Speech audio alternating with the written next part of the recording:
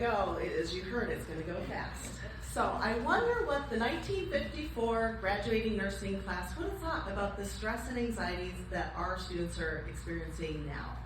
That's a little bit about what I'm going to talk to you about today, as well as some of the strategies we're using at the College of Nursing to help our students build their cognitive behavioral strategies and coping skills. So we know that students have experienced stress for a long time.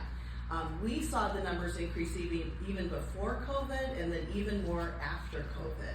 So we wanted to take a look at what are some strategies that help our students. The stress we noticed in the data was impacting their success in college. So that was really important. So what does help their self-care and decrease their stress and anxiety? Well, the research showed that cognitive behavioral strategies, as I mentioned. And so what are cognitive behavioral strategies? Well, it is building awareness to your thinking patterns, your emotions, and your behaviors. And you can also see there those arrows. It's important to think about how they interact. So maybe how your thinking patterns impact your emotions and so forth. And so we developed a class and content to help students build these skills. So specifically building that awareness to decrease their stress and anxiety. We built the class around the change model. The change model, if you're not aware of it, starts with the pre-contemplation stage, which is about where you have no awareness that a change needs to be made. Then it kind of works through preparation stage, building your awareness, going into an action stage, and maintaining. And the most important part of that is practice. And so we found that in the research too, it really supported that need to practice these skills. So practicing cognitive behavioral strategies is what we went about working at. So we found multiple ways to include these practice strategies in the classroom and out of the classroom.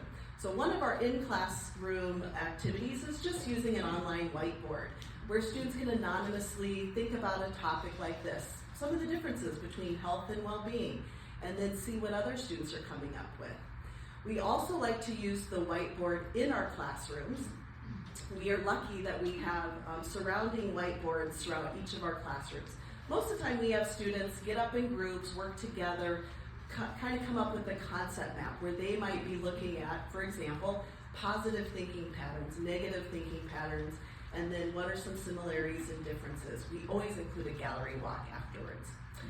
We like to include artwork to prompt our reflection and discussion at the College of Nursing. And I know we don't have time to talk about it, but I would like you to think about, what do you notice with this piece of artwork? What does it make you think about, especially around maybe thinking patterns? Each week we provide a quote of the week, and so this week's quote was by Robert Frost: "The only way out is through." And again, this is a great opportunity to prompt discussion with the group, and I want you to think about that. Have you ever gone through something difficult and that quote makes an imprint for you? So we also do a lot of self-assessments to improve students' awareness. An example that I want you to think about is how often you experience the following. I could be experiencing an emotion and not be aware of it until sometime later. Or I tend to walk quickly to get where I'm going without paying attention to what I experience along the way. We include a workbook, just like the journal you're providing. We include a hard copy and online for students to be able to take notes. They add in their self-reflection scores, and they really think about which strategies are working the best for them. We want them to see that it's individual. I'm going to share a couple of our assignments that we expect the students to practice daily, and one of them is check in with an app. As you know, there's lots of apps out there, maybe some of you use them. But I want you to think real quick, how are you feeling mentally right now? Is it great, good, meh, poor, or rough? It's also important for students to think about their negative thinking patterns. So with this image, what do you think? What do you notice there? What type of negative pattern do you think this represents? Maybe kind of spiraling negativity, negative thinking patterns. There's a lot of different negative thinking patterns that they work on.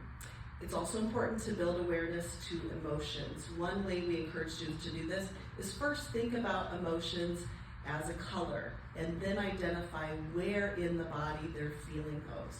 I learned from the students. As you can see, this was an example from a student emoting that happiness.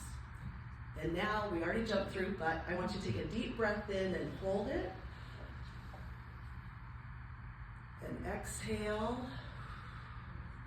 We practice many breathing techniques and compare the different techniques.